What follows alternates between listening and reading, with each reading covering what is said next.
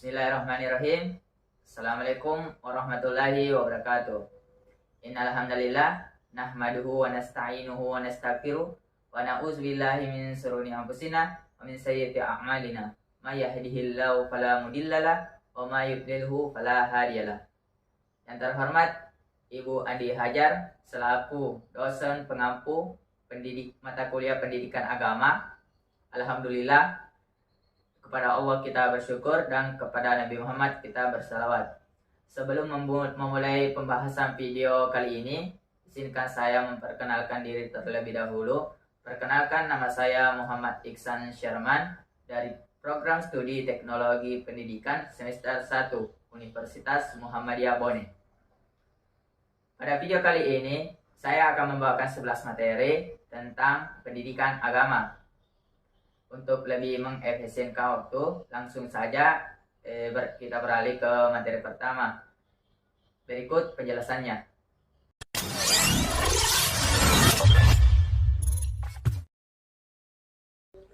Ya baik, pada materi pertama kali ini berjudul tentang agama dan mengapa manusia beragama. Ya, di sini poin pertama yaitu pengertian agama. Apa sih itu agama? Agama bukanlah sesuatu yang dapat dipahami melalui definisi-definisi belaka, melainkan hanya dapat dipahami melalui deskripsi nyata yang bersumber dari keyakinan yang utuh atau sisi batin.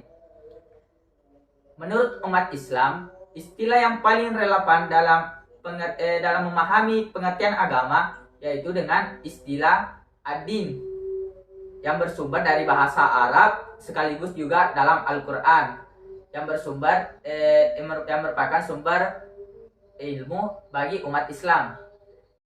Pengertian agama dikemukakan melalui 3 istilah. Yang pertama itu agama sebagai ad-din al-haq.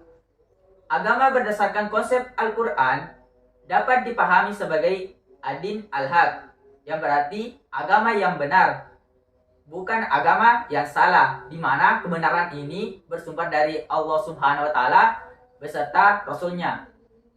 Yang kedua, agama sebagai ad-din al-qayyim. Agama berdasarkan konsep Al-Quran dapat dipahami sebagai ad-din al-qayyim, yang berarti agama yang tegak lurus dan bukan agama yang bengkok. Dan yang ketiga, agama sebagai ad-din al-hanif, yang berarti agama yang sejalan dengan fitrah manusia. Ya, selanjutnya poin kedua, objek-objek pemujaan manusia. Adapun objek-objek pemujaan atau penyembahan manusia paling utama yaitu 1. Pemujaan terhadap alam. Yang kedua, pemujaan terhadap leluhur atau nenek moyang. Yang ketiga, pemujaan terhadap benda-benda keramat. Dan yang terakhir, pemujaan terhadap penguasa alam semesta. Ya, selanjutnya poin ketiga yaitu kebutuhan manusia terhadap agama.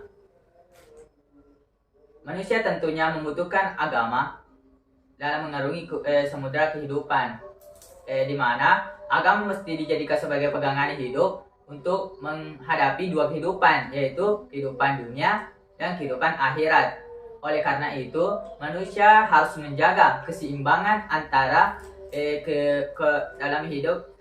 keseimbangan dalam hidup antara kehidupan jasmani dan kehidupan rohani yang mengandung 2 dimensi, yaitu dimensi vertikal dan dimensi horizontal, di mana dimensi vertikal ini terkait dengan hubungan manusia dengan Tuhan, dan dimensi vertikal terkait dengan hubungan manusia dengan manusia lainnya.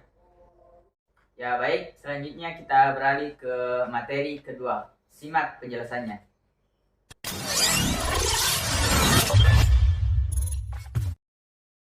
Pada materi kedua kali ini berjudul tentang kontekstualisasi dan masa depan studi agama.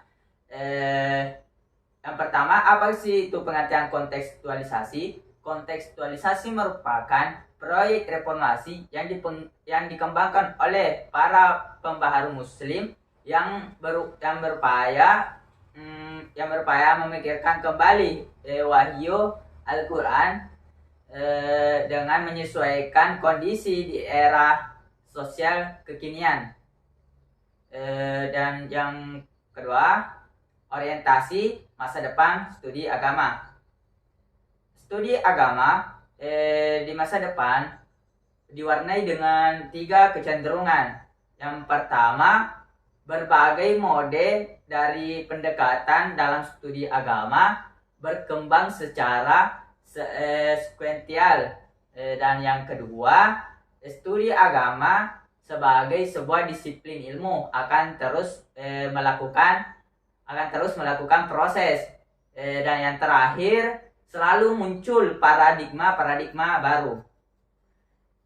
Ya, selanjutnya kita beralih ke materi yang ketiga. Berikut penjelasannya.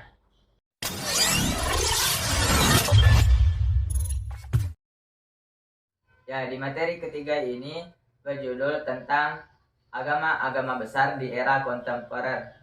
Yang perlu kita ketahui, apa sih itu kontemporer? Kontemporer dimaknai sebagai kekinian, atau lebih tepatnya sesuatu yang sama dengan kondisi waktu yang sama atau saat ini. Di dalam agama-agama besar di era kontemporer terdapat 7 dan memiliki masing-masing ajaran. Yang pertama, ajaran agama Hindu. Masa kini diyakini bahwa orang yang telah meninggal rohnya tidak lenyap begitu saja, tetapi mengembara di alam lain. Maka dari itu roh-roh tersebut harus senantiasa diberi saji-sajian berupa makanan atau kue-kue pada saat tertentu yang dimulai setelah pembakaran mayat keturunannya. Yang keenam, yang kedua, ajaran tentang agama Buddha. Dalam ajaran agama Buddha terdapat beberapa aliran, yaitu aliran Hinayana, yang kedua aliran Mahayana, yang ketiga aliran Yogacara, yang keempat aliran Matrayana. Adapun yang ketiga, ajaran agama Konghucu. Dalam ajaran agama Konghucu merupakan dua gabungan antara dua unsur, yakni kepercayaan agama bangsa Cina kuno ditambah dengan ajaran moral Konghucu. Selanjutnya, ajaran agama Shinto. Dalam ajaran agama Shinto dikemukakan ajaran-ajaran pokok agama Shinto, yakni ajaran tentang kami, ajaran tentang dunia, ajaran tentang manusia, ajaran tentang etika, dan selanjutnya itu ajaran agama Yahudi. Dalam ajaran agama Yahudi terdapat 3 golongan mazhab. Yang pertama itu Rabbaniyun, yang kedua mazhab Al-Qurra, dan yang ketiga mazhab Samura. Seterusnya ajaran agama Nasrani atau agama Kristen. Dalam ajaran agama Nasrani, khususnya Katolik, sebagaimana yang tersurat dalam syahadat 12 kredo para rasul, yang salah satunya itu menyatakan, aku percaya akan Allah, Bapa yang Maha Kuasa, pencipta langit dan bumi, dan akan Yesus Kristus yang putranya yang tunggal Tuhan kita, dan agama yang terakhir itu agama Islam. Di dalam ajaran agama Islam diajarkan sebagai sistem moral dan manusia secara lahir maupun batin menuju kebahagiaan dunia dan akhirat yang telah tercantum dalam Al-Quran, di mana Al-Quran merupakan wahyu yang diturunkan kepada Rasulullah Shallallahu Alaihi Wasallam melalui perantara malaikat Jibril sebagai pedoman utama dalam kehidupan manusia yang kemudian mencerminkan oleh Nabi Muhammad Shallallahu Alaihi Wasallam dalam kehidupannya sehari-hari. Ya, selanjutnya kita beralih ke materi yang keempat. Berikut penjelasannya.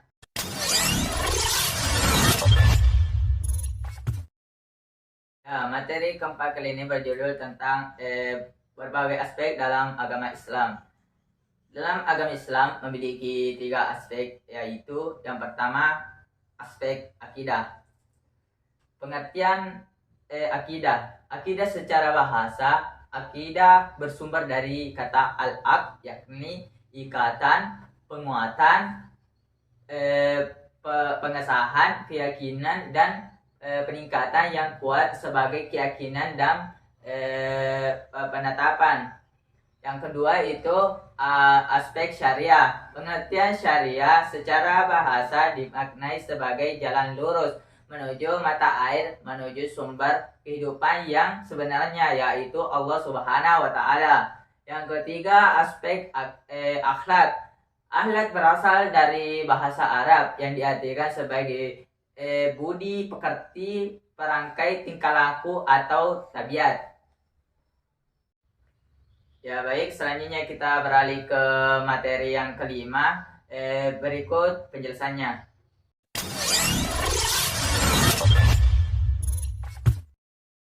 Baik, pada bab 5 ini berjudul tentang agama dan sains modern. Agama dan sains modern memiliki fungsi yang berbeda pada roda perputaran kehidupan manusia, di mana tujuan agama ini berarti mengikuti suatu jalan hidup di dalam kerangka makna yang lebih besar. Sedangkan tujuan dari sains berarti memahami hubungan di antara sebab dan akibat fenomena-fenomena alam semesta, di mana agama-agama memberikan ketenangan dari segi batin sebab ada janji dari kehidupan setelah mati, sementara sains memberikan ketenangan sekaligus kemudahan bagi kehidupan di dunia. Adapun yang mendasari tentang perlunya manusia terhadap agama, yang pertama itu disebabkan karena fitrah dari manusia itu sendiri. Yang kedua, terdapat berbagai kekurangan dan kelemahan bagi manusia. Dan yang ketiga, tantangan senantiasa menghampiri kehidupan manusia. Dan selanjutnya kita beralih ke materi yang keenam. Simak penjelasan berikut.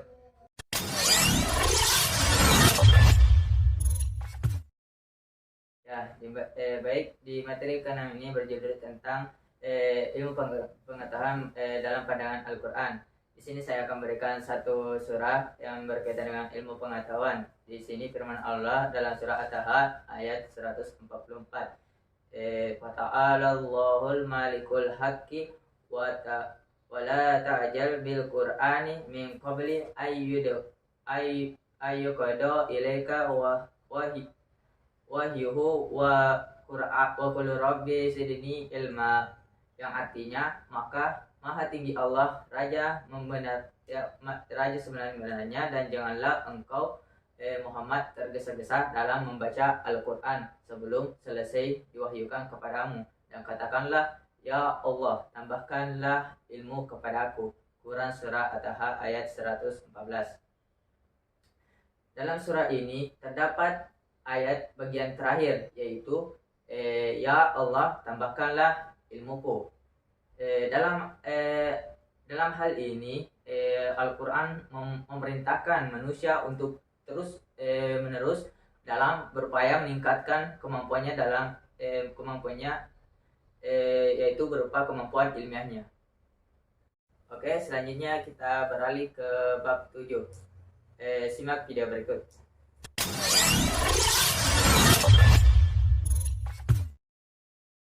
Ya baik, pada materi ketujuh ini berjudul tentang ilmu pengetahuan dalam pandangan hadis. Baiklah, di sini saya akan memberikan satu hadis yang terkait dengan yang terkait dengan ilmu pengetahuan. Di sini Rasulullah Shallallahu Alaihi Wasallam bersabda, waman waman salaha tariqan yaltamisu fihi ilma sahhalallahu lahu bihi tariqan ilal jannah.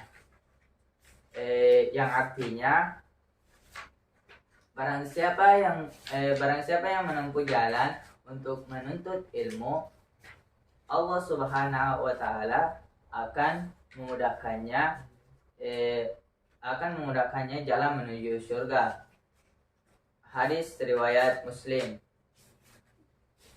Maksudnya di sini kita harus menempuh jalan menuntut ilmu, dan ilmu pengetahuan itu harus diarahkan supaya dapat membentuk kepribadian yang islami. Ya baik, selanjutnya kita beralih ke materi yang ke-8. Berikut penjelasannya.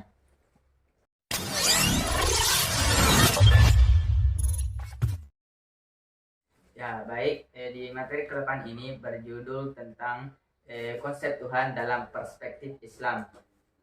Tuhan dalam agama Islam adalah Allah Subhanahu wa taala yang esa atau tunggal, di mana konsep-konsep tentangnya dalam Islam telah tertuang melalui kitab suci, bahwa Allah Subhanahu wa taala sebagai Rabb yang menciptakan alam semesta beserta isinya dan maha kuasa atas segala sesuatu.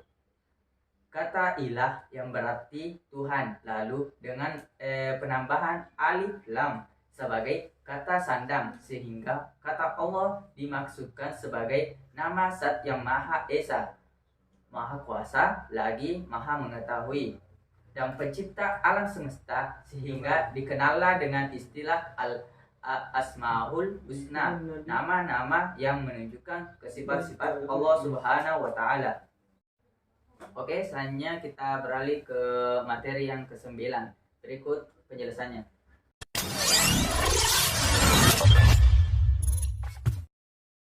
Ya baik, di bab di materi ke-9 ini berjudul tentang konsep manusia dalam perspektif Islam. Melalui Al-Quran banyak ditemukan gambaran tentang manusia serta makna filosofis dari penciptaannya.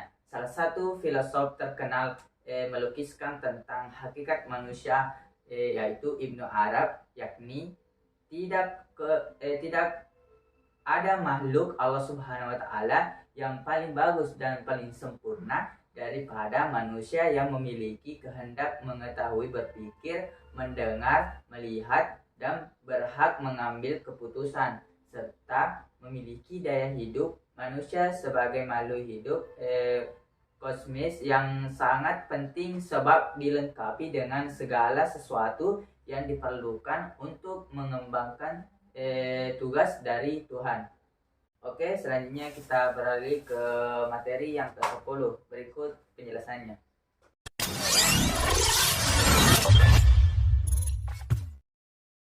Ya, di materi ke-10 ini berjudul tentang kerjasama umat beragama. Di sini kerjasama umat beragama di Indonesia dilandasi dengan Pancasila, terutama dengan sila ketuhanan yang Maha Esa, yaitu kerjasama yang didasari oleh toleransi, hidup beragama, kepercayaan dan keyakinan masing-masing, dan menghormati orang lain, bekerja sama dan tolong menolong, dan tidak memaksakan agama dan kepercayaan orang lain. Hubungan kerjasama yang dilakukan sesuai dengan norma dan nilai-nilai yang tersurat dan tersirat dalam Pancasila, khususnya sila pertama, yakni kerjasama yang didasari oleh yang pertama itu adalah toleransi hidup. Di sini beragama merupakan kepercayaan dan keinginan masing-masing dan Yang kedua, B. Menghormati orang yang sedang melaksanakan ibadah. Dan yang ketiga adalah bekerja sama dan tolong menolong tanpa membeda-bedakan agama. Dan yang terakhir, tidak memaksakan agama dan kepercayaan kepada orang lain. Ya, selanjutnya kita beralih ke materi yang terakhir. Berikut simak videonya.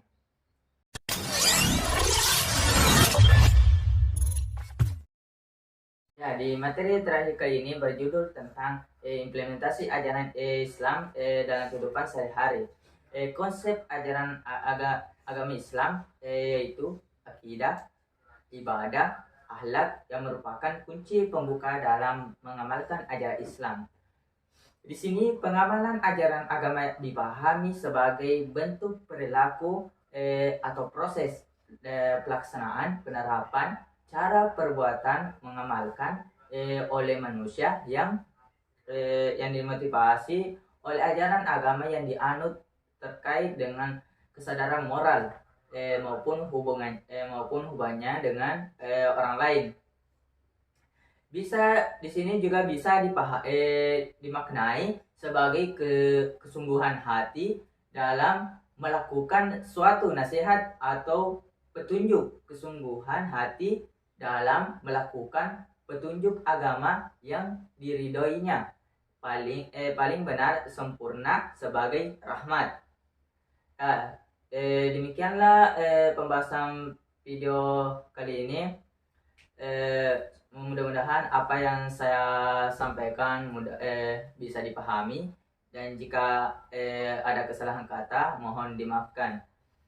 Sekian dari saya. Billahi bisabilil haq, fastabiqul khairat. Assalamualaikum warahmatullahi wabarakatuh.